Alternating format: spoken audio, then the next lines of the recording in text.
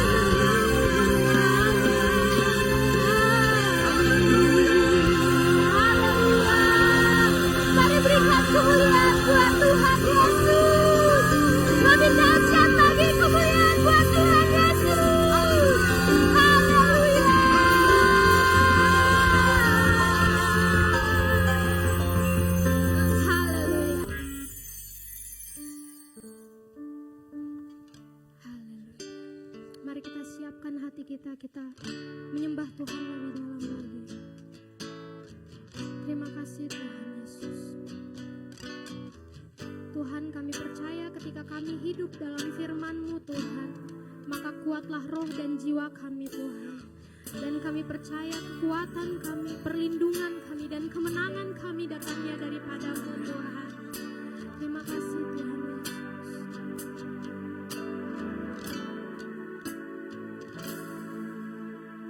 Firman-Mu berkata Kau besertaku, maka kuat roh dan jiwaku. Tangan-Mu Tuhan selalu ku nantikan, di setiap langkahku percaya. Firman-Mu berkata Kau besertaku, maka kuat roh dan jiwaku.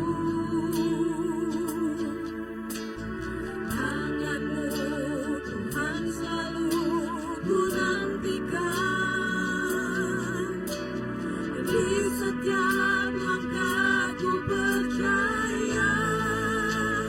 Dengan sayap-Mu ku akan terbang tinggi di tengah badai hidup.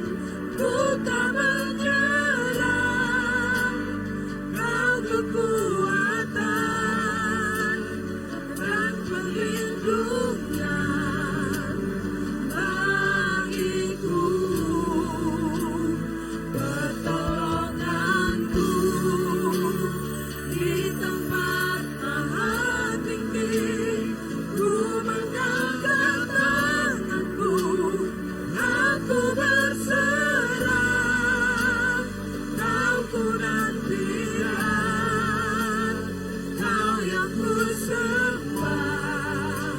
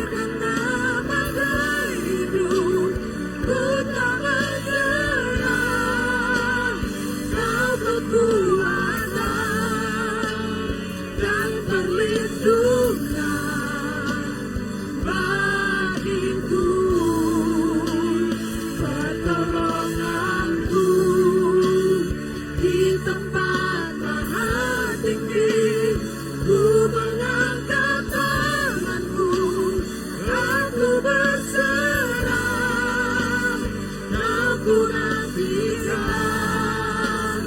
kau yang ku sembah, Yesusku, Rajaku.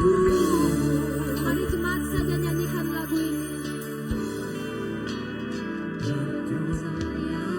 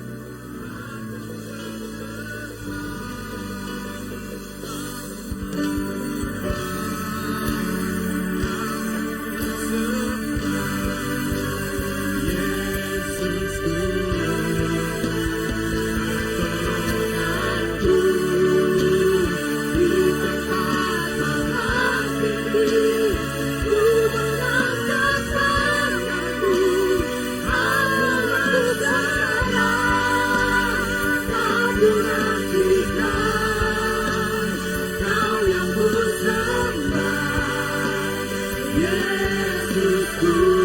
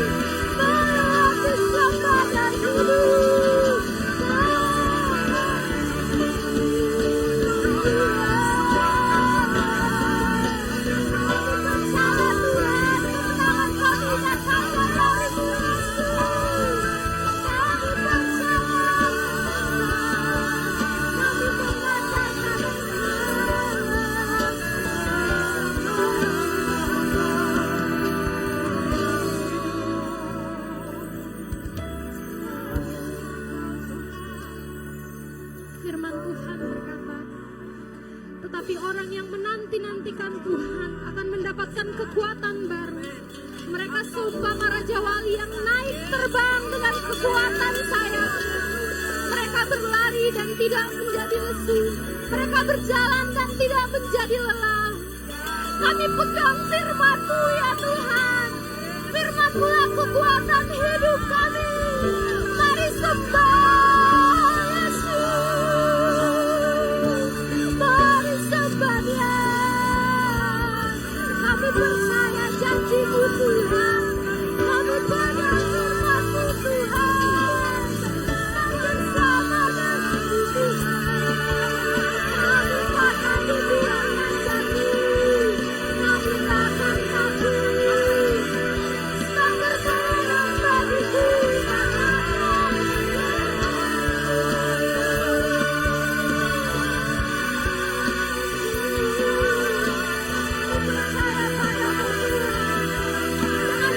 kami mampu melewati setiap badan hidup kami.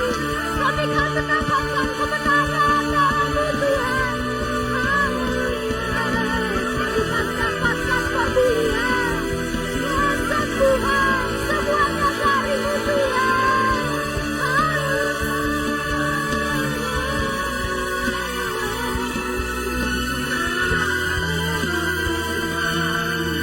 Kami percaya kami punya Tuhan yang besar. Terima kasih Yesus, kami mau tetap pegang firman-Mu seumur hidup kami Tuhan. Kami belum sempurna Tuhan, tapi kami mau belajar taat sama firman-Mu Tuhan. Kami mohon kekuatan dari-Mu Tuhan. Sebab hanya Kau yang dapat memampukan kami Tuhan. Terima kasih Tuhan Yesus. Terima kasih Berfirman-Lah, segala beban persoalan kami tanggalkan saat ini. Kami dedikasikan ke dalam tangan-Mu Bapa. Kami hanya mau ingin duduk tenang. Kami akan fokus mendengar apa yang menjadi kerinduan-Mu Bapa. Berfirman-Lah. Berfirman-Lah. Kami siap untuk mendengar sabda. Hanya di dalam nama Tuhan Yesus Kristus Juru Selamat kami yang hidup. Kami siap untuk mendengar firman-Mu. Haleluya. Mari kita yang siap mendengar firman Tuhan sama-sama katakan. Amin. Jauh, silakan dulu.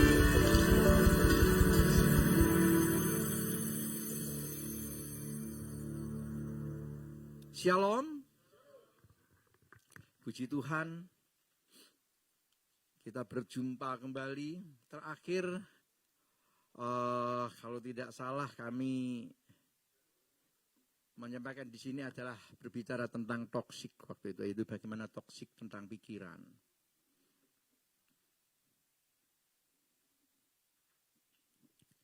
Pada kesempatan ini ada hal yang sangat luar biasa yang menjadi pergumulan kita. Sering kita di dalam kehidupan sehari-hari tanpa kita sadarin, peperangan itu selalu ada di dalam pikiran kita. Hari demi hari, waktu demi waktu kita lewatin. Kita selalu dihadapkan dengan beberapa pilihan yang harus kita putuskan, yang dimana semuanya mengandung resiko. Dunia tidak bertambah baik. Kalau kita melihat kondisi saat ini, banyak sekali yang terjadi. Mau kita ngomong peperangan, sakit, penyakit, gempa bumi, kekacauan. Semua silih berganti. Pada saat itu ada kerusuhan, kita rasa, oh sudah, semoga setelah ini berakhir. Kita mau bangkit. Ternyata ada COVID. Setelah COVID selesai, oh sudah, kita masih masa ke new normal. Ternyata siapa tahu ada perang. Setelah ada perang selesai, oh ekonomi akan membaik. Siapa tahu ada gempa.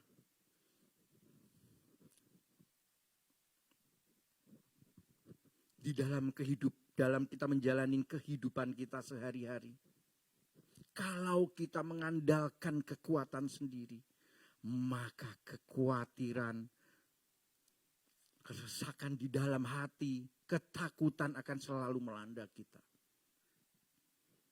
Maka dari itu di gereja kita dibimbing, kita diajak bertumbuh dewasa bersama-sama. Menuju hidup yang berpusat kepada Kristus. Di dalam bulan ini khususnya bagaimana kita harus mempunyai fondasi yang kuat di dalam Tuhan, di dalam Kristus. Bagaimana kita selalu hidup yang mengandalkan Kristus.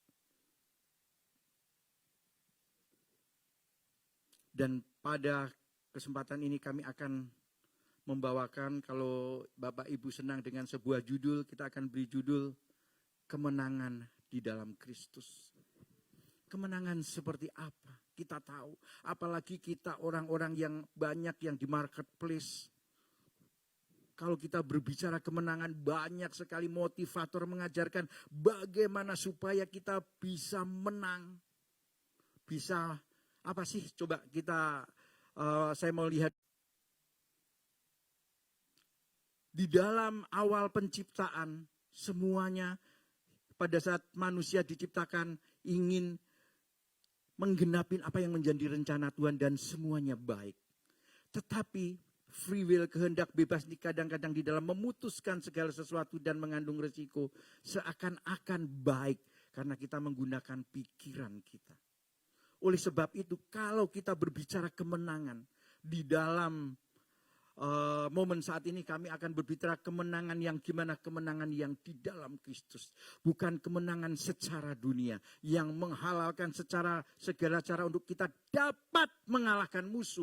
Dapat mengalahkan saingan kita. Dapat mengalahkan lawan. Tetapi mari kita rubah paradigma kita. Bagaimana kita bisa mengatasi semua persoalan itu. Persoalan itu bisa lawan kita, bisa musuh kita, bisa mungkin ada yang menjadi di sekitar kita untuk dibenarkan di dalam Kristus. Kita bisa mengunggulin supaya kemenangan di dalam Kristus itu kita nyata. Kita bisa menjadi contoh teladan bagi yang lain. Kalau di dalam dunia inilah kemenangan yang diberikan motivasi oleh para motivator. Ya memang pada dasarnya manusia ini adalah makhluk yang agresif ya. Pada saat kita mau dilahirkan saja. Pada saat kita masih berupa sel. Itu kita mengalahkan berjuta-juta sel. Di mana kita akhirnya muncul sebagai pemenang. Kita lahir di dunia. Mulai sejak kita lahir. Oleh sebab itu firman Tuhan katakan. Kita dirajut oleh Tuhan itu sejak di dalam kandungan. Kita sudah ditenun oleh Tuhan. Tuhan mempunyai rencana di dalam kehidupan kita. Oleh sebab itu mari kemenangan yang kita nikmati yang akan kita alami adalah kemenangan yang di dalam Kristus. Bukan kemenangan secara dunia. Kemenangan yang menghalalkan segala cara. Kita lihat apa kata firman Tuhan. Next. Kita ambil di Roma pasal 8 ayat 31 sampai dengan 39. Roma ini adalah ibu kota, kerajaan Romawi dan kota yang ya namanya ibu kota itu sangat ramai. Bahkan pada waktu pembangunan yang besar-besaran waktu zaman Kaisar Agustinus itu dia mendatangkan bahan-bahan dari luar negeri, dari Asia, dari Afrika.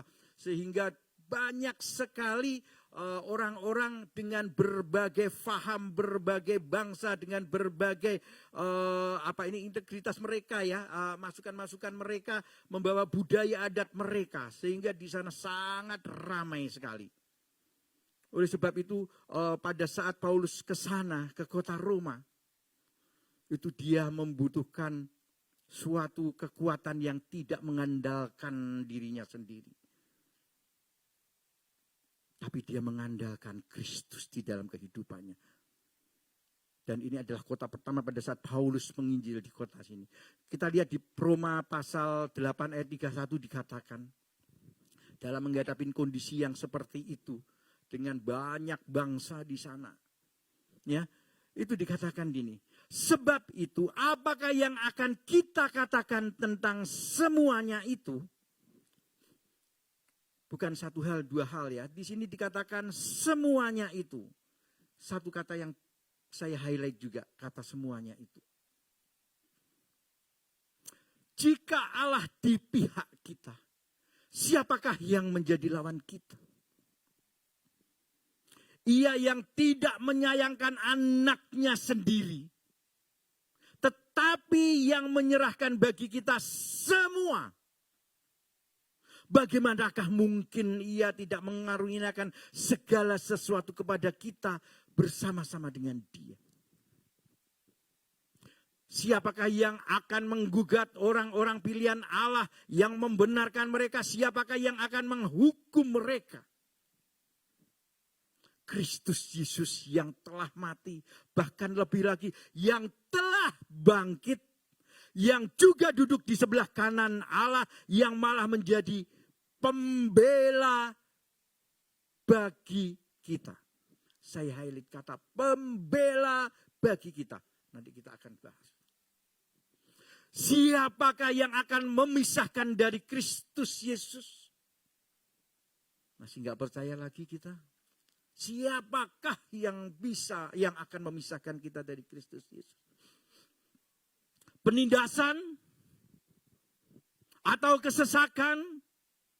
Atau penganiayaan? Kelaparan? Ketelanjangan? Atau bahaya? Atau pedang? Seperti ada yang tertulis, oleh karena engkau kami akan dalam bahaya maut sepanjang hari. Ini firman Tuhan katakan. Oleh karena engkau kami ada dalam bahaya maut sepanjang hari. Kami telah dianggap sebagai apa? Sebagai domba-domba sembelihan. Camkan ya. Ini. Kita bahas kata demi kata. Next. Tetapi dalam semuanya itu, saya highlight dengan merah.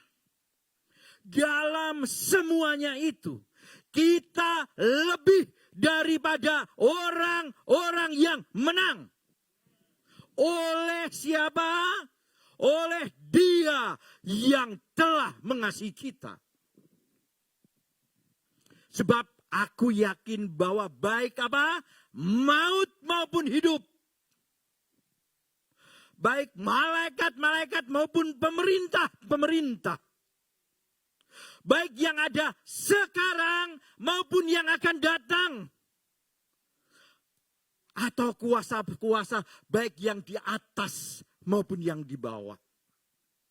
Ataupun sesuatu makhluk lain tidak akan dapat memisahkan kita dari kasih Allah yang ada di mana? Ada dalam Kristus Yesus Tuhan kita.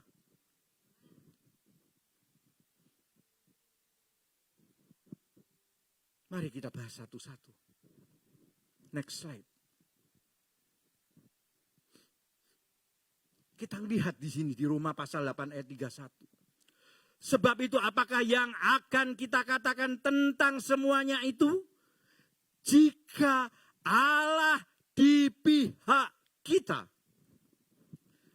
siapakah yang menjadi lawan kita?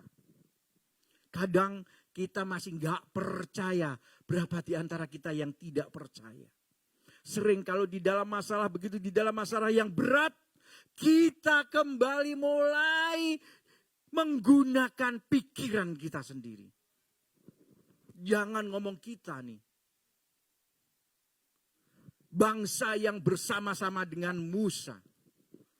Yang melihat mujizat di depan kepalanya sendiri. Yang jelas-jelas membawa dia keluar dari Mesir. Dengan diberikan makan mana. Minta daging dikasih daging.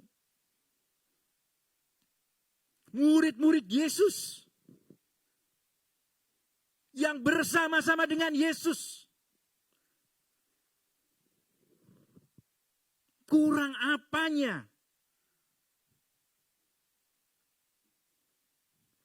Mari kita lihat yang pasal 832 ya dikatakan. Ia yang tidak menyayangkan anaknya sendiri, tetapi yang menyerahkannya bagi kita semua. Ingat ya, bukan kita, bukan GBI Light Ministry saja. Tetapi kita semua. Bagaimanakah mungkin ia mengorbankan segala sesuatu kepada kita bersama-sama dengan Dia. Saya compare dengan di Yesaya 49 ayat 15 ya. Di mana Dia tidak menyayangkan anaknya sendiri. Saya highlight di situ. Tidak menyayangkan anaknya sendiri. Bagi jemaat yang sudah menjadi ibu akan merasakan hal ini. Dapatkah seorang perempuan melupakan bayinya sehingga ia tidak menyayangi anak dari kandungannya? Apa kira-kira jawaban para ibu-ibu jemaat yang sudah menjadi ibu?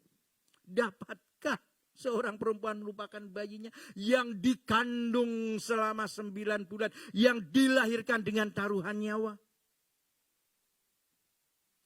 Sekalipun ia melupakannya, kata firman Tuhan. Sekalipun ia melupakannya, ibu ini. Tetapi di sini dikatakan, aku tidak akan melupakan engkau. Katakan, Tuhan tidak akan melupakan saya. Tuhan tidak akan melupakan saya. Aku di sini garis besar adalah Tuhan yang tidak akan melupakan engkau. Dia dikatakan di 82, dia tidak menyayangkan anaknya sendiri. Jadi korban menebus dosa kita. Bagaimana dia bisa melupakan kita? Tetapi kita yang sering tidak sadar akan hal ini. Dapatkah seorang perempuan melupakan anaknya yang disusunya sehingga dia tidak berbelas kasihan kepada anak dari rahimnya? Tidak mungkin. Allah kita Allah yang setia. Kita yang sering kadang-kadang error. Mari kita pegang firman ini. Bahwa Tuhan kita, Yesus Kristus, tidak akan pernah melupakan kita semua. Tidak akan pernah, pegang janji Tuhan itu. Dalam kondisi apapun kita, dalam kondisi yang sudah di dalam keadaan the bottom, sudah paling bawah, yang merasa, oh kok doa saya tidak dijawab oleh Tuhan. Jangan sampai kita tidak ingat ini. Tuhan tidak pernah melupakan saya. Tidak pernah.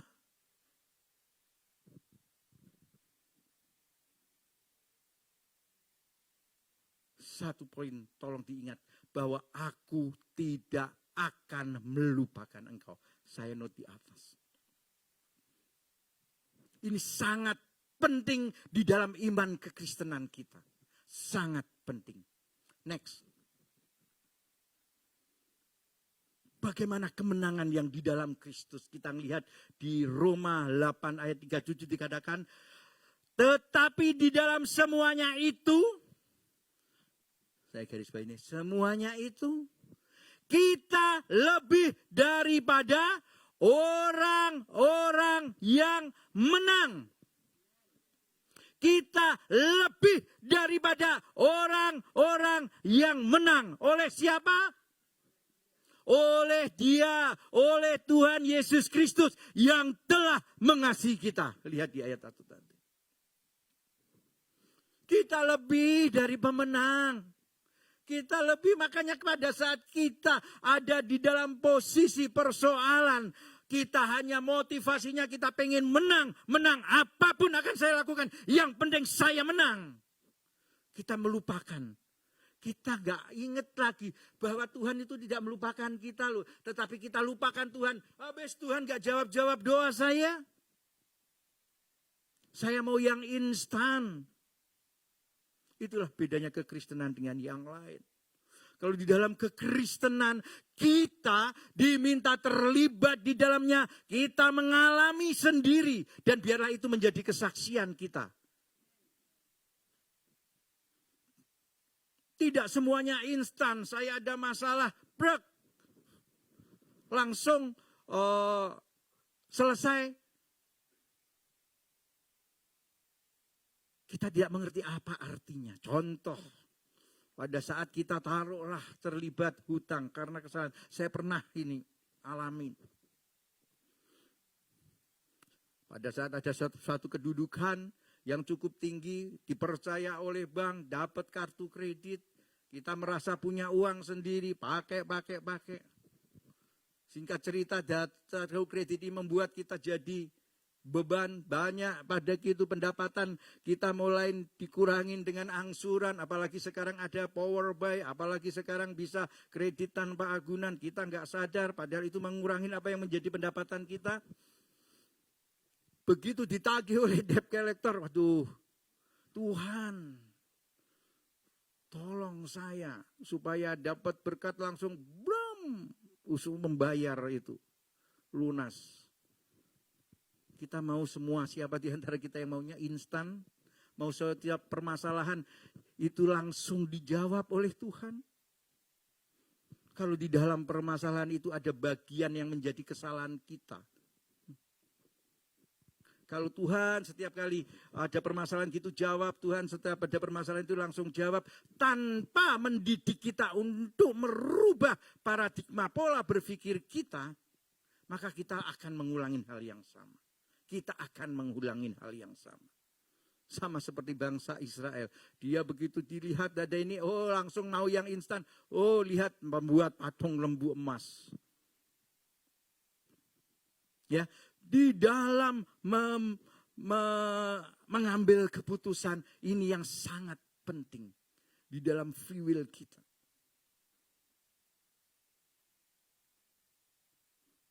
Dikatakan di sini.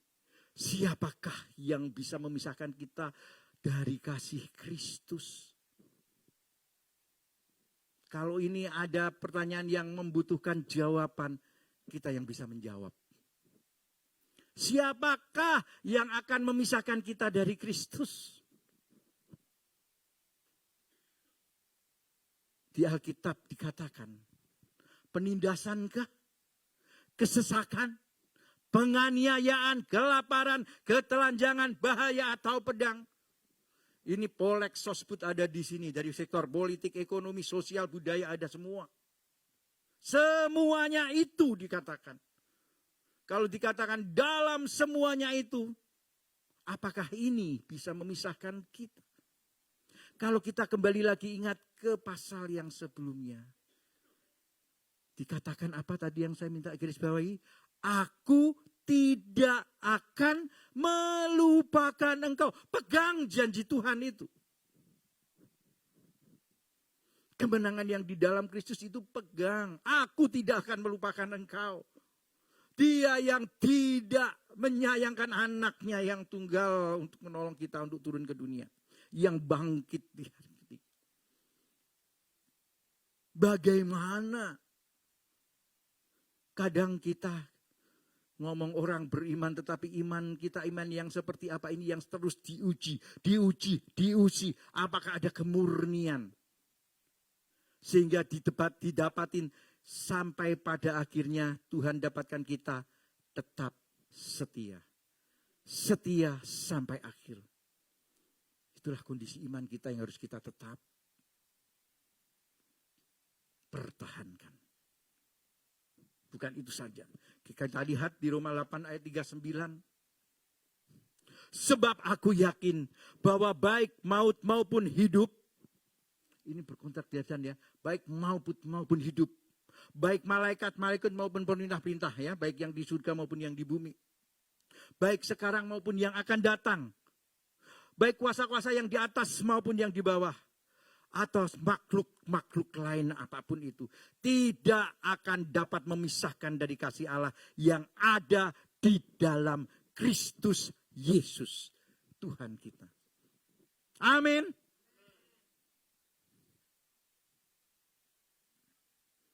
Ingat, masalah-masalah semuanya itu yang ada di 835 dan di 839 tidak akan dapat memisahkan kita dari kasih Allah yang ada di dalam Kristus Yesus. Jadi kita harus ada di dalam Yesus Kristus. Kristus Yesus Tuhan kita. Semuanya ya, dari berbagai segala lini ya. Jadi bukan hanya yang baik saja Allah ada di dalam kita. Tetapi yang buruk pun ada di dalam kita. Bukan hanya perkara yang di atas saja. Perkara yang di bawah pun Allah ada di dalam kita. Yesus Kristus ada di dalam diri kita.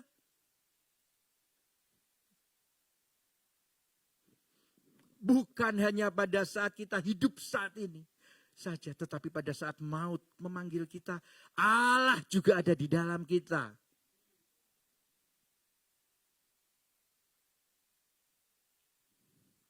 Next.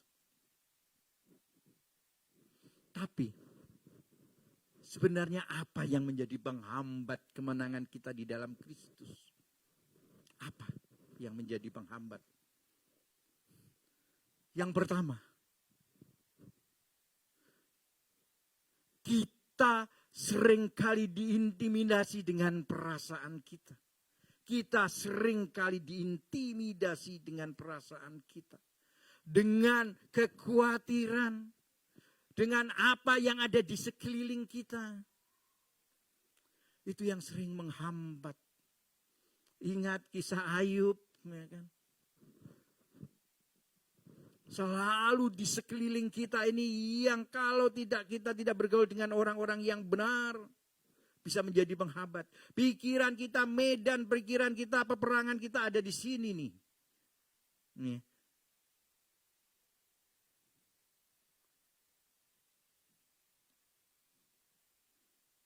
Begitu kita mengalami masalah yang dikatakan tadi bahasanya semuanya itu. Iman yang benar-benar teruji. Enggak banyak. Bahkan di Wahyu dikatakan pada saat akhir zaman ini 2/3 itu akan terseret ekor naga. 2/3 itu terseret ekor naga. Itu orang-orang percaya, berbicara orang-orang percaya. Karena pada saat kita tidak mengerti kebenaran yang sejati ini, jangan yang terdahulu menjadi yang terkemudian. Kadang-kadang di dalam kehidupan kita sudah sulit lagi membedakan mana yang benar dan mana yang kurang benar. Atau mana yang benar menurut kita. Pada saat kita berjuang untuk mencapai kemenangan itu. Tipis sekali. Oleh sebab itu pada saat kita hidup berpusat kepada Kristus. Janganlah kita diintimidasi dengan perasaan kita. Saya bisa dibantu dengan Filipi 4 ayat 6.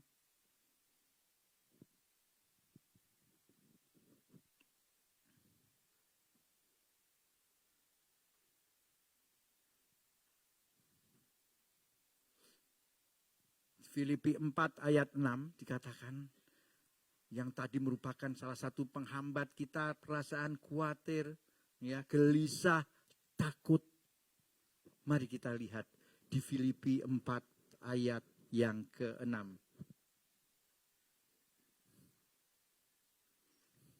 Yang mengatakan bahwa serahkanlah segala kekhawatiranmu ini dengan ucapan syukur. Kira-kira begitu kalimatnya, saya kalau nggak salah. Kita tidak perlu segala sesuatu. Ini merupakan salib kita. Ya, kita merupakan hal yang gimana, yang sulit-sulit. Karena pada saat kita di dalam mengalami kondisi itu, kita selalu mengucap syukur, benar ya. Janganlah hendaknya kamu khawatir tentang apapun juga. Di Filipi 4 ayat yang ke-6 di sini. Dikatakan, jangan khawatir tentang apapun juga. Kalau kita garis bawain lagi, apapun juga bisa kita samakan dengan semuanya itu. Jangan kamu khawatir. Tetapi nyatakanlah dalam segala hal keinginanmu kepada Allah. Di dalam apa? Doa dan permohonan dengan apa? Ucapan syukur.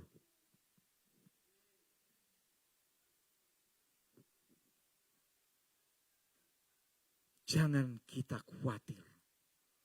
Khawatir itu manusiawi kok. Siapa yang tidak pernah khawatir? Bisa lambaikan tangan? Jemaat yang tidak pernah khawatir, lambaikan tangan.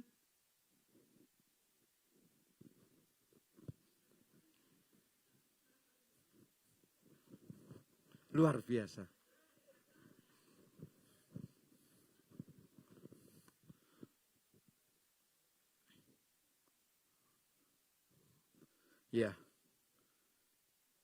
Di dalam segala hal Alkitab katakan, imannya Oma berarti sudah kuat ya Oma, tidak pernah merasa khawatir lagi.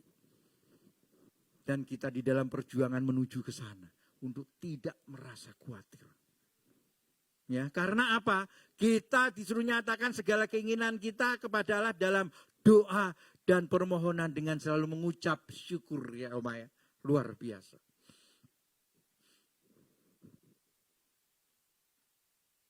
Mari next di dalam slide kita. Jadi janganlah kita dimainkan oleh perusahaan kita ya. Jangan kita diintimidasi ya. Kadang-kadang kita tidak dipungkirin semua kita punya masa lalu. Apalagi kalau yang hidupnya sudah seperti saya, sudah 50 tahun yang lalu itu sudah mulai umur setahun, 10 tahun, 20 tahun, setelah nikah umur 30 tahun. Itu banyak catatan-catatan sejarahnya. Yang kita telah melakukan A, B, C, dan semuanya belum tentu berkenan kepada Tuhan. Tapi sering di dalam kita, pada saat kita mau dekat dengan Tuhan, pada saat kita mau menyampaikan apa yang benar, kadang ada yang diintimidasi. Dia dulu saya tahu kehidupannya dia ini seorang pembohong besar. Kenapa sekarang dia bisa ngomong seperti ini? Dulu dia ini penjahat, dia pencuri. Dia orang pencuri aja sekarang mau ngomong-ngomong gini. Ingat, intimidasi ini yang sering membuat kita jadi lemah. Tetapi mari kita tetap kuat karena lihat Tuhan tidak akan melupakan kita. Kata kunci itu coba diingat. Ya, jangan kita diintimidasi karena peperangan kita ini peperangan di pikiran. Makanya tempo hari pada saat kami menyampaikan ya khotbah tentang yang toksik pikiran, kalau itu tetap di note, tetap di save, itu akan banyak itu manfaatnya. Ya, ada hal yang negatif dan yang positif. Toksik itu ada perperangan kita banyak itu terjadi di pikiran saja. Bahkan pada saat manusia pertama jatuh di dalam dosa itu pun juga peperangan pikiran dia. Yang dinyatakan yang sebenarnya enak. Buah ini bukannya dilarang, buah ini sebenarnya enak loh rasanya itu, lihat. Dari justru makan ini kamu akan jadi lebih bisa tahu yang benar dan yang baik.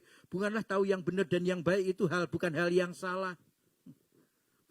Peperangan di dalam pikiran kita itu sangat-sangat benar-benar harus kita perjuangkan. Tipis bedanya antara yang benar dan yang benar menurut saya. Dan benar menurut firman. Kita lihat yang menjadi penghambat kemenangan kita di dalam Kristus. Pada saat kita menghadapi masalah, kita sering tidak menyadarin bahwa ada pembela kita. Di ayat 34 dikatakan, yang di Roma 8 ayat 34 dikatakan begini, Kristus Yesus yang telah mati dan yang lebih lagi yang telah bangkit dan yang juga duduk di sebelah kanan Allah yang malah menjadi apa? Pembela bagi kita. Allah tidak melupakan kita loh. Dan dia tidak menyayangkan loh anaknya yang tunggal. Dan kita kadang lupa bahwa kita ini mempunyai, ya kalau orang dulu ngomong ya saya tidak mengatakan Tuhan ngomong, setiap orang itu punya malaikat loh, malaikat yang baik loh, yang menjadi pembela kita loh. Kalau dulu saya yang kepercayaan yang dulu itu banyak yang sering mengatakan gitu. Tetapi kita nggak menjalankan yang dulu ya, yang merasa karena dulu saya gongkau ya gonghucu ya. Begitu lahir itu kita sudah diserahkan, bukan hanya di Kristen saja. Dulu saya waktu lahir itu diserahkan. Ada yang namanya dewa atau disebut kongco. Saya diserahkan, dinaikkan sebagai kongco kue sing ong. Ada yang tahu dah ini bahasa ini. Yaitu dia apa? Diserahkan dewanya itu untuk apa? Untuk ini loh anaknya kongco kue sing ong. Supaya apa? Oh dia bisa menjadi pribadi seperti itu. Ya kan? Sehingga kalau ada apa-apa, ada setan-setan yang mau mengganggu dia, ada yang bela ini, kongco kue sing ong nih katanya. Ya ini pengalaman masa lalu ya. Tapi ingat ya, kita mempunyai pembela, amin. Kadang yang membuat kita menjadi penghambat kemenangan di dalam Kristus karena kita tidak sadar bahwa kita mempunyai pembela. Dan ini tertulis di dalam Alkitab. Sadarkah kita bahwa kita mempunyai pembela? Dan yang ketiga, sering yang terjadi, tenang, kita tidak akan dilupakan oleh Tuhan. Tuhan pembela kita. Tetapi kita lupakan poin yang ketiga, apa itu? Kita tidak mau ambil bagian untuk tinggal di dalam Dia. Ini adalah poin yang terpenting dari semua. Mari kita tetap tinggal diam di dalam Dia.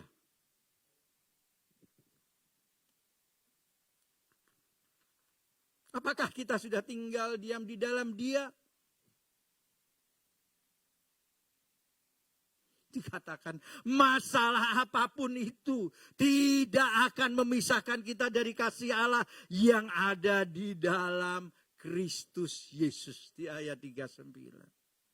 Semuanya itu, yang di atas maupun yang di bawah, baik Allah maupun apapun dalam kehidupan, baik yang apa ini, di dalam beberapa pemerintahan kita, tentang ketelanjangan, tentang apa ini, kesusahan, tentang semuanya itu.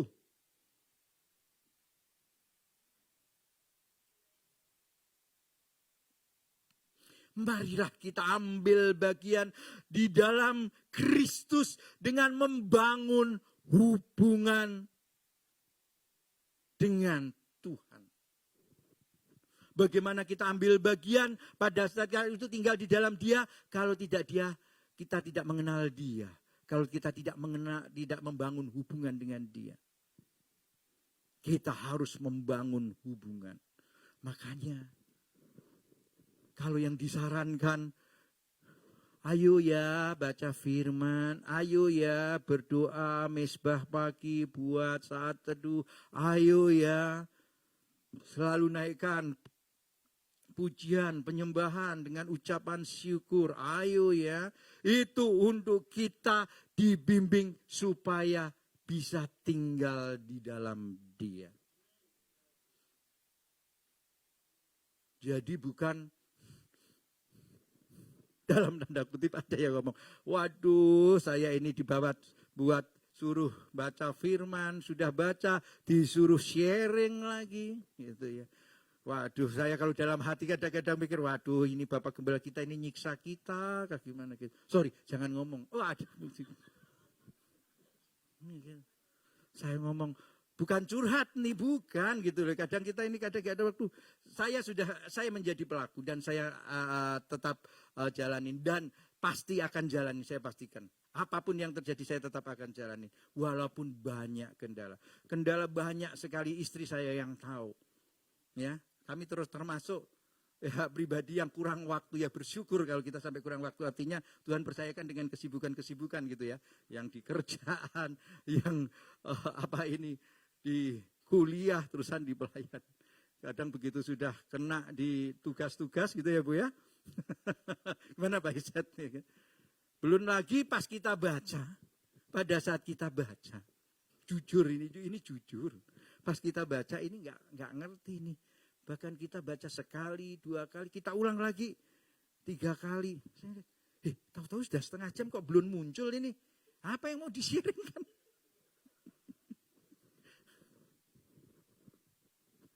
Itu salib kita, amin. Tetapi kalau kita tetap setia dan kita berusaha, itu nanti kita yang akan nikmati. Banyak kesaksian teman-teman kita ya, yang sudah masuk di dalam slide ya. Om Koko yang mempunyai terobosan yang luar biasa. Saya melihat ada juga Vivi, ada banyak yang sudah ini. Kemarin lagi terakhir siapa lagi nih? Pak Billy ya, saya lihat kalau Pak Billy saya lihat juga itu. Dari kesaksian hidupnya yang luar biasa. Banyak sekali terobosan-terobosan yang akan kita alami. Kalau kita mau tinggal di dalam Dia. Dan sering kita tidak mau ambil bagian. Itulah adalah suatu tantangan menjadi penghambat kemenangan di dalam Kristus. Benar, pada saat kemarin saya Ya kalau ngomong sudah khatam, kita sebagai orang Kristen saya yakin banyak yang sudah khatam lah ya. Dari Kejadian sampai dengan Wahyu. Tetapi jujur saya alamin pada saat saya baca itu saya nggak ngerti loh. Yang penting saya kejar target saja. Baca. Tetapi kalau sekarang baca dan harus sharing berarti kita harus mengerti. Makanya terutama apalagi kita semua lah jemaat. Apalagi kita yang melayani Tuhan gitu ya. Yang menjadi pelayan-pelayan Tuhan dituntut harus. Mari kita coba. Belajar taat saja. Belajar taat saja. Supaya kita bisa tinggal di dalam Dia. Saya kadang kalau sudah sibuk enggak, sempat sharing baca. Begitu enggak dapat, sudah hari kedua, hari ketiga, kadang-kadang sampai 3 kali kita ropel. Ya bukan curhat, bukan ya. Tetapi salah satu usaha, memang saya pun juga alamin kendala gitu loh. Iya kan? Ya bukan Bapak Ibu yang kadang, waduh Pak banyak enggak benar. Bahkan kadang apa, ditulis tangan foto, iya. Bahkan saya kemarin sempat terpikir nih Bu, saya belum ngomong sih sama Pak Gembala, apa kita ngomong aja ya, oh saya dapat ini, saya ngomong direkam, habis gitu direkam voice-nya itu dikirim gitu aja WA ya. Apa boleh ya? Sorry, saya belum, ini jangan. So, saya dapat inspirasi apa ini maksudnya? Sebab kadang-kadang kita ngalamin kesulitan, jujur memang ada beberapa kesulitan. Tetapi kita mau coba berusaha untuk tetap setia di dalam hal ini. Tetap taat untuk mengalami. Ya supaya kita tetap bisa tinggal. Oke, next. Itu yang ingat yang menjadi penghambat kita ya.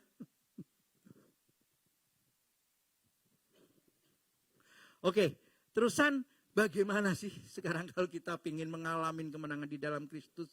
Yang 31, jika Allah di pihak kita, maka siapa yang menjadi lawan kita? Ingat, jika Allah di pihak kita, maka kita bisa mengalami kemenangan di dalam Kristus. Tapi kalau Allah saat itu tidak di pihak kita, maka yang kemenangan yang kita alami, kemenangan menurut saya sudah berusaha. Saya kerja keras, bangun jam 4 pagi. Mandi, terusan prepare segala sesuatu. Jam 5 sudah ke toko, sudah buka toko. Tutup sampai jam 10. Kerja keras. Saya kaya itu karena hasil kerja keras saya. Kemenangan yang tidak melibatkan Kristus. Begitu dapat proyek, kerja juga sama. Tidak mengandalkan Tuhan. Sedikit nyerempet bayar sedikit, enggak apa-apa. Ingat, kita bisa mengalami kemenangan di dalam Kristus jika apa? Allah di pihak kita. Berarti kita melibatkan Allah, kita melibatkan Tuhan Kristus kita senantiasa. Jangan bersandar kepada pengertian kita sendiri. Dan yang kedua, tadi sudah saya sampaikan, Kristus menjadi pembela kita. Ya. Pada saat Kristus menjadi pembela kita, maka kita akan mengalami kemenangan di dalam Kristus. Di ayat 34 tadi. Karena di 37 dikatakan, karena Dia telah mengasihi kita. Pada saat kita berkenan kehidupan kita, maka Tuhan akan mengasihi kita. Dia yang telah mengasihi kita. Pasal 37 bunyinya tadi, dia yang akan mengasihi kita, dikatakan, tetapi di dalam semuanya itu kita lebih daripada orang-orang yang menang. Ya, kita lebih loh dari orang-orang yang menang. Oleh siapa? Oleh Dia yang mengasihi kita. Kita mengalami kemenangan Kristus oleh Dia. Oleh siapa? Oleh Dia, oleh Tuhan Yesus Kristus, bukan oleh kekuatan kita. Amin. Kalau Tuhan percayakan kita talenta-talenta untuk kita menjadi orang yang diberkati, orang yang punya jabatan, orang yang hebat, itu semua karena siapa? Oleh Dia, karena Tuhan kita Yesus Kristus. Dan mari izinkan Allah tinggal di dalam kita. Izinkan. Kembali lagi ke prolog saya yang pertama. Kalau kita tidak menggunakan hak pilih kita dengan bijaksana. Oh jangan dulu dong. Saya rasa saya ini mampu. Sudah. Gak perlu Tuhan campur tangan. Bisa ini, ini enteng saja. Makanan sehari-hari ini. Di ilmu ini yang saya pelajarin di akuntansi ada ini. Di ilmu marketing ini kan kalau begini jadinya begini. Oh ada ini. Gitu.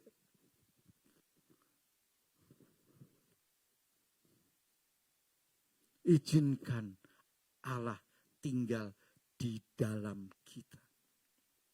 Bagaimana caranya? Dengan cara kita membangun hubungan dengan Tuhan. Kita membangun hubungan dengan Tuhan. Tadi sudah saya sampaikan bagaimana kita membangun hubungan dengan Tuhan. Yaitu dengan agar Tuhan tidak melupakan kita. Yaitu dengan kita berdoa, kita membaca firman Tuhan, merenungkan, bahkan melakukannya, dan kita saksikan. Kita bangun mezbah, kita tahulah. Ya. Kita bukan pribadi yang baru, cara tahu apa untuk tahu membangun hubungan dengan Tuhan.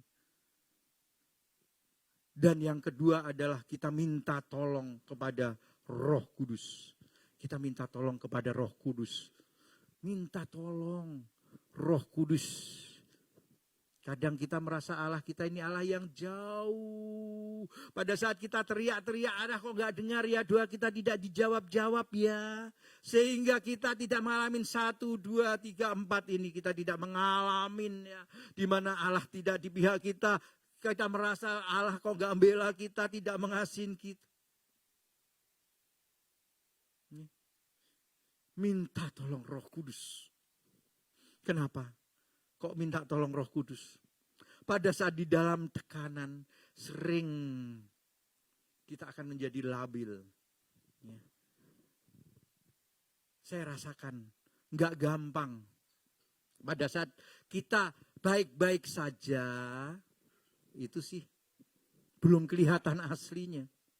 Tetapi pada saat kita ada di dalam tekanan, di mana tekanan itu kita benar-benar give up, kita tidak bisa mengatasinya. Maka kita akan cenderung mencari solusi. Kita mencari jalan keluar. Nah kalau jalan keluarnya itu bukan jalan keluar yang benar, itu bukan Allah yang di pihak kita. Tapi kemenangan itu kemenangan milik kita benar. Tetapi kita kemenangan yang bukan di dalam Kristus. Dan sifatnya bisa sementara. Dan kemenangan yang ada di dalam Kristus, lihat ibarat iblis yang jatuh itu kita cepat saja, nggak butuh lama. Banyak kesaksian-kesaksian tentang itu.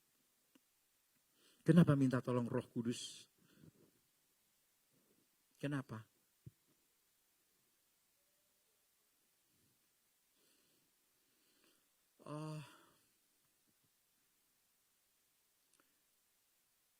Roh Tuhan itu bersemayam di dalam, pada saat kita ingat Obed Edom ya. Pada saat tabut Tuhan itu ada di dalam rumah Obed Edom, dia diberkati dengan hal yang luar biasa. Ya. Pada saat ya, kita harus gini, di dalam Roh Kudus itu sebenarnya ada di dalam kita, ada di dalam hati kita, ada di dalam perasaan kita yang ada di dalam yang dilindungi. Benar-benar mengerti apa yang menjadi tujuan Tuhan di dalam kehidupan kita. Mari kita buat keputusan bahwa kita akan mengalami kemenangan di dalam Kristus.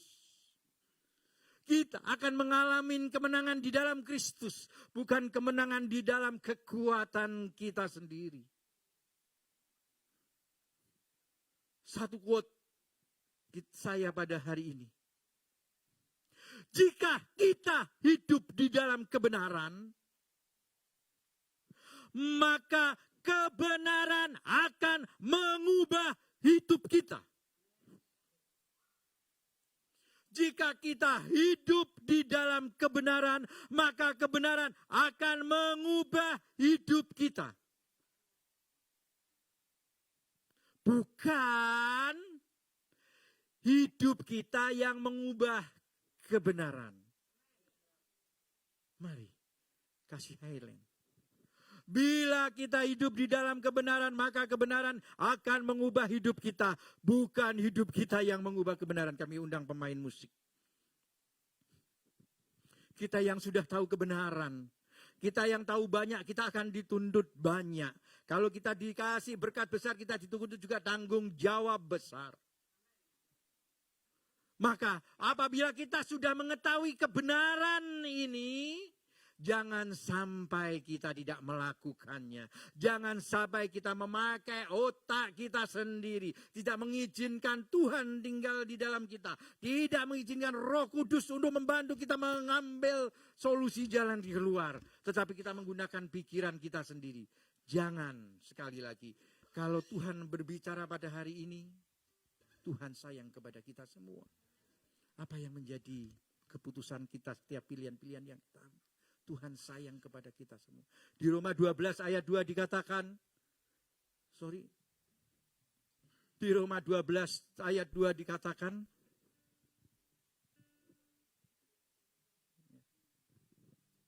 janganlah kamu menjadi serupa dengan dunia ini, tetapi berubahlah oleh pembaharuan budimu, sehingga kamu dapat membedakan mana yang kehendak Allah, apa yang baik, yang berkenan kepada Allah, dan yang sempurna. Amin.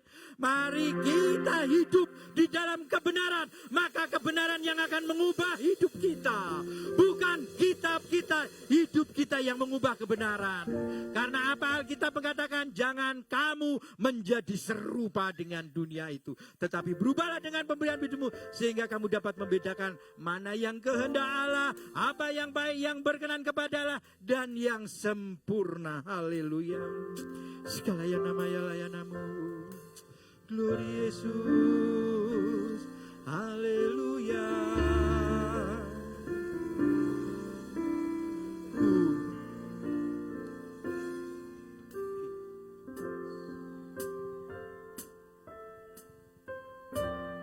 Ku menyembah dalam kudus hadirat-Mu. Amin.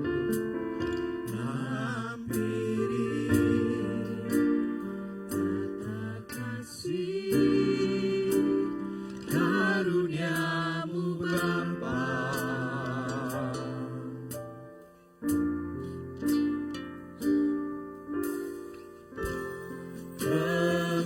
Kekuatanku, ingat kekuatan kita dalam hadirat Tuhan terletak kekuatan kita. Haleluya. Kaunya segalanya. Haleluya. Ulangi dari awal. Ku menyembah dalam kudus hadirat-Mu.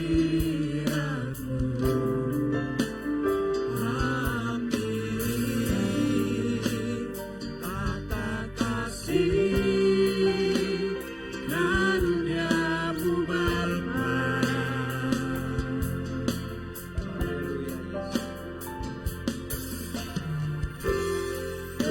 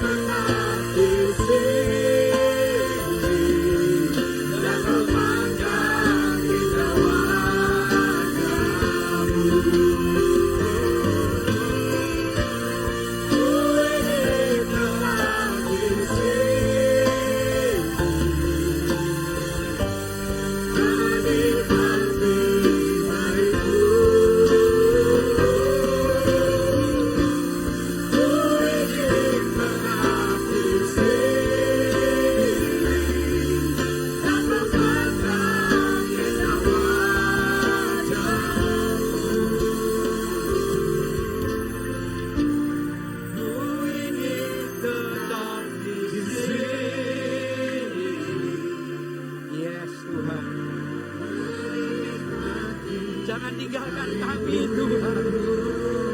Kami mau sujud tenang tetap ada di dalam hadirat-Mu Tuhan. Dan memandang indah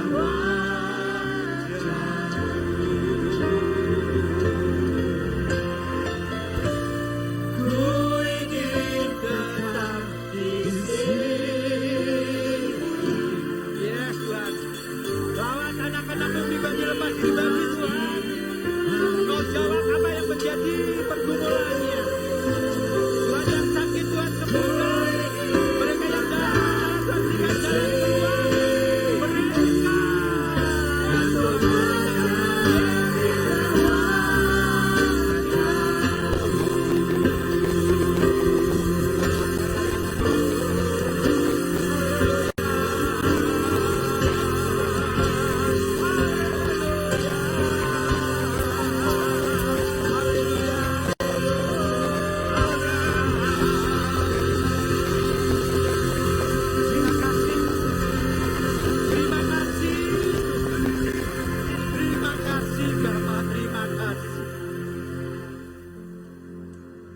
Kami ingin Tuhan, Engkau tetap tinggal di dalam kami. Kami adalah bait-bait-Mu Bapa. Kami izinkan Engkau tinggal senantiasa di dalam tubuh kami. Karena kami tahu Tuhan kebenaran-Mu. Engkau Allah yang tidak akan pernah melupakan kami. Sikayana mayana sikayalayana. Karena Engkau tahu Tuhan, Engkau Allah pembela kami. Engkau sangat mengasihi kami. Kalau pada saat ini Engkau bukakan firman, marilah Tuhan ubah pikiran kami, perbarui akal budi kami, untuk kami mengalami kemenangan di dalam Kristus. Kemenangan yang kami atas tahu sudah kebenaran yang ada bersumber hanya kepada Kristus. Bukan dari kami yang menganggap itu kebenaran, tetapi semua bersumber di dalam Kristus Yesus. Haleluya. Terima kasih Bapa. Kami yakin dan percaya Tuhan telah lawat umat-Mu saat ini. Engkau tahu apa yang menjadi pergumulan mereka dari hati yang paling dalam. Kami sebagai hamba-Mu Tuhan, kami minta otoritas dari surga Tuhan. Jemaat-Mu yang mulai lemah, Tuhan biarlah berikan kekuatan. Tetap semangat, api bahkan berkobar-kobar. Sikayana. Apabila ada jemaat-Mu yang sedang sakit Tuhan, lawat mereka yang tidak bisa hadir di sini. Lawat juga Tuhan jemaat-Mu yang lagi streaming Tuhan. Berikan kesembuhan. Engkau Allah kami Yehova Rafa. Engkau Allah yang penyembuh, dokter di atas segala dokter. Penyakit tidak akan bisa memisahkan kami dari Engkau Tuhan. Apapun itu tidak akan bisa memisahkan kami dari Engkau. Dan apabila ada jemaat-Mu yang masih ada di dalam permasalahan-permasalahan yang Tuhan masih belum jawab, Engkaulah Tuhan Yehova Yire, Allah yang menyediakan solusi itu. Apapun yang menjadi kebutuhan jemaat-Mu, jawab saat ini. Terima jawaban Tuhan dalam nama Yesus. Terima dalam nama Yesus. Terima kasih ya Tuhan, terima kasih. Kami yakin dan percaya kami akan mengambil keputusan roh Tuhan pada siang hari ini.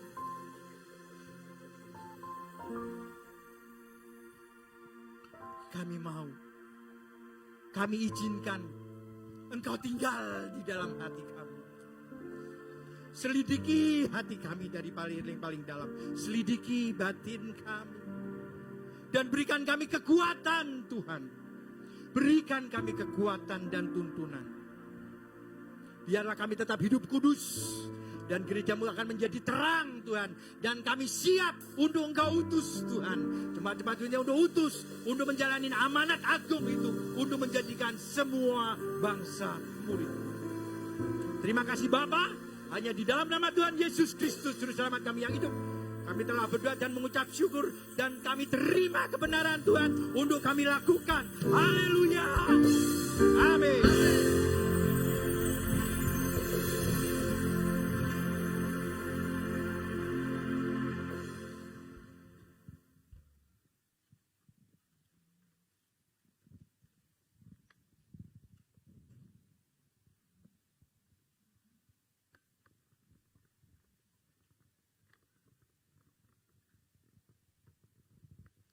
Haleluya, Bapak Ibu, hadirat Tuhan yang luar biasa mengalir di setiap kita pada ibadah kita hari ini.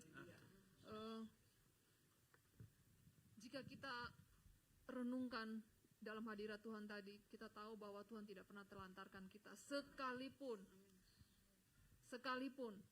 kita semua ini pernah mengalami badai hidup dan mungkin sedang mengalaminya. Tapi betul tadi seperti yang kita terima pernyataan Tuhan bahwa Dia tidak pernah melupakan kita. Kalau kita terlibat dalam jalan buntu, kitalah yang meninggalkan kebenaran Tuhan itu. Oleh sebab itu kembalilah kepada kebenaran Tuhan, sebab jangan hidup kita merubah kebenaran Tuhan, tapi pastikan kebenaran Tuhan mengubah hidup kita. Hanya itu yang bisa membuat kita menang, hanya itu. Dan seperti tadi juga disampaikan kepada kita bahwa kemenangan dalam Tuhan, kebenaran itu membuat kita menang. Dikatakan tadi, kita lebih dari pemenang. Lebihnya apa? Lebihnya adalah jiwa kita dirubah dari perilaku dosa menjadi perilaku yang memuliakan Tuhan. Itu lebihnya. Kalau kita memegang dunia ini, apa lebihnya dengan orang-orang dunia? Orang-orang di dunia sana yang tekun dan bekerja keras, mereka juga bisa menggenggam dunia ini. Tidak ada lebihnya, tapi lebihnya pada kita adalah jiwa kita yang tadi berperilaku dosa itu diubahkan. Sehingga kita dikatakan lebih dari pemenang. Kita bisa mengatasi segala hal. Orang dunia menghadapi masalah, kita pun menghadapi. Tapi kita bisa mengatasinya. Dan lebihnya di mana? Yaitu tadi, jiwa kita diubahkan oleh kebenaran Tuhan. Bapak Ibu, saya undang bangkit berdiri. Adakah di antara kita yang belum menerima amplop persembahan? Kita akan menyerahkan persembahan kita. Ada? Semua sudah ya? Mari kita angkat persembahan kita kepada Tuhan sebagai tanda pengakuan kita bahwa Tuhan telah menyertai segala jerih payah kita, segala jalan hidup kita. Mari kita angkat persembahan kita, kita berdoa. Tuhan, kami mengangkat persembahan kami dengan pengakuan dalam jiwa kami bahwa Engkaulah yang telah membuat ini seperti yang ada hari ini pada kami, Tuhan. Tanpa Engkau, Tuhan, tak satu pun yang ada pada kami hari ini dapat kami angkat seperti ini di hadapan Engkau. Oleh sebab itu, Tuhan, kami seperti kebenaran-Mu, Tuhan, kami mengangkat hati kami dan berkata, ucapan syukur yang terbaik dari jiwa kami bawa di hadapan Engkau hari ini, Tuhan. Setiap jemaat-Mu ini, Tuhan, kami mengakui penyertaan-Mu, Tuhan, di sepanjang hidup kami, bahwa Engkau memang tidak pernah meninggalkan kami sama sekali. Kamilah yang sering melupakan Engkau, sehingga kami terlibat dengan masalah-masalah palsu dari dunia ini. Tapi hari ini Tuhan, kami bertobat dan menyatakan bahwa Engkaulah Raja, Tuhan. Engkaulah menyediakan segala kebutuhan kami. Kami tidak mau khawatir lagi. Oleh sebab itu, Tuhan, kami angkat persembahan kami, Tuhan. Kiranya Engkau berkenan memberkati ini. Biarlah Tuhan Kau pakai untuk perluasan nama. Lebih banyak lagi jiwa yang juga bisa merasakan seperti yang kami rasakan hari ini. Yaitu kami terpelihara dalam kebenaran. Biarlah kota kami ini, kota Jayapura, Tuhan, Kau bawa jiwa-jiwa lebih lagi. Kiranya Kau berkenan memakai persembahan ini, Tuhan, melipat gandakannya untuk kemenangan jiwa-jiwa di hadapan Engkau, Tuhan. Terima kasih, Tuhan, buat pembangunan gereja, tempat ibadah kami, Tuhan, kami serahkan ke dalam tangan-Mu. Tidak ada kekhawatiran atas itu. Kau akan menyiapkan segala sesuatunya, Tuhan, dari segala penjuru mata angin. Dengan melakukan kebenaran di hadapan Engkau Tuhan, kami tidak akan khawatir apapun. Tepat pada waktunya Engkau memberi Tuhan, Engkau memberkati jemaat ini Tuhan. Engkau tidak melihat jumlah kami, tapi Engkau melihat hati kami. Terima kasih Tuhan untuk segala sesuatunya Engkau sudah menyediakan buat pembelian tanah di Sentani dan juga persiapan-persiapan pembangunannya Tuhan. Kami percaya Engkau Tuhan, tidak ada yang mustahil di dalam hadirat-Mu Tuhan. Terima kasih dalam nama Yesus Kristus kami berdoa, bersyukur dan memberi. Haleluya, amin. Bapak Ibu, kita mulai dari sisi sebelah kanan saya dulu, silakan. Oh ya, sorry.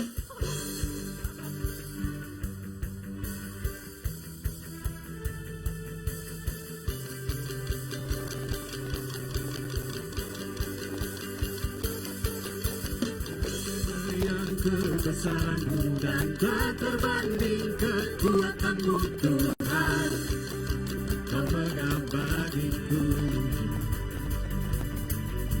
Segenap jiwa dan pengharapan aku serahkan untuk rencana-Mu Tuhan, Raja atasmu.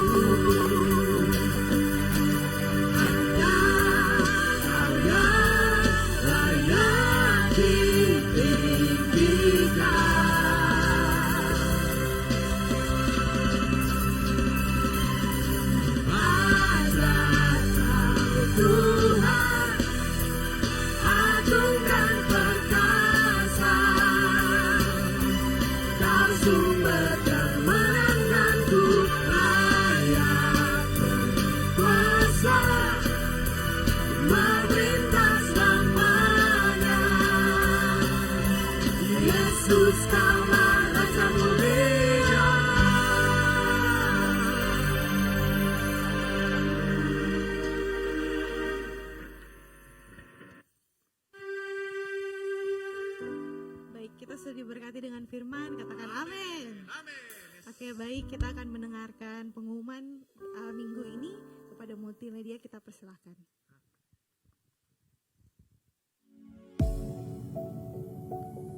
Shalom jemaat, selamat datang di GBI Light Ministry Jayapura.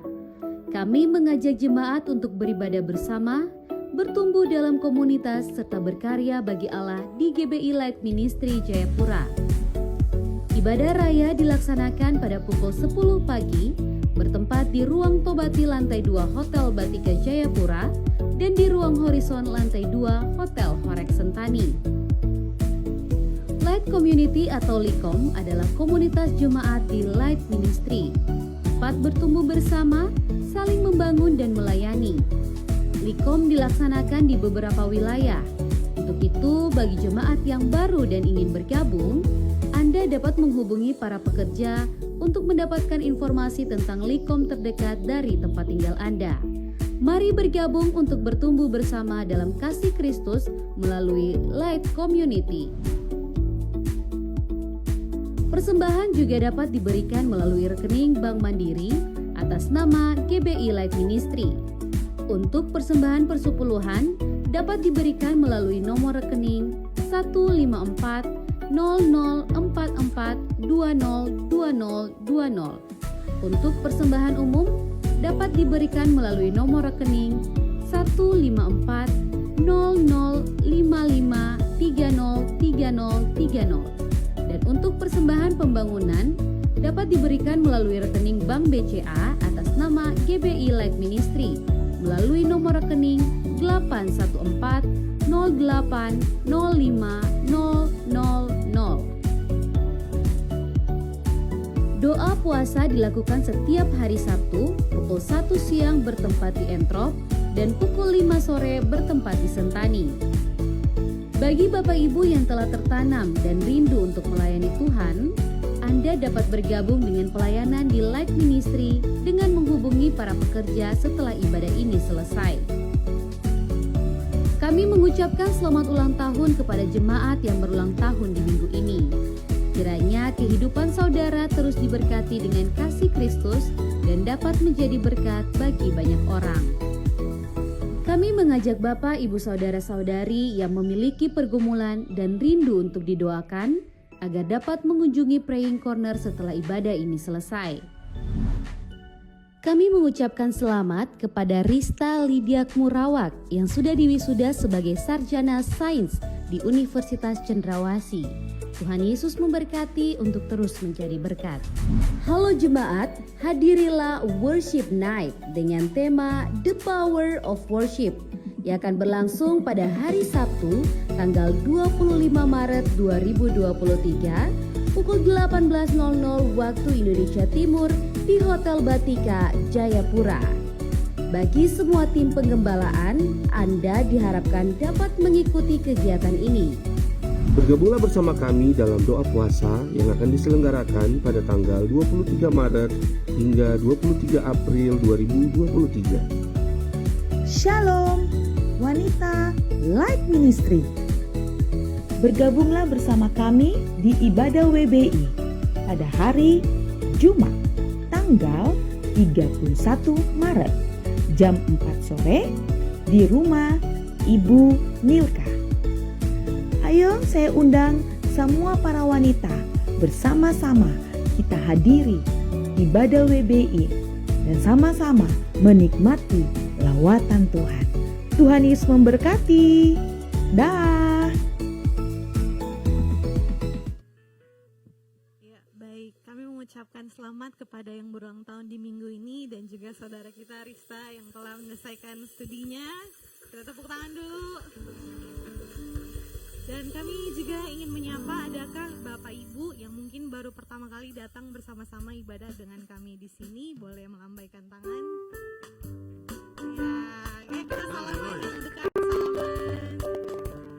Ya, selamat datang buat kalian untuk ibadah bersama dengan kami. Jika belum mempunyai tempat ibadah tetap, boleh bergabung bersama kami di sini. Oke, baik. Ya sudah. Kita akan menerima berkat. Mari saya undang bangkit berdiri.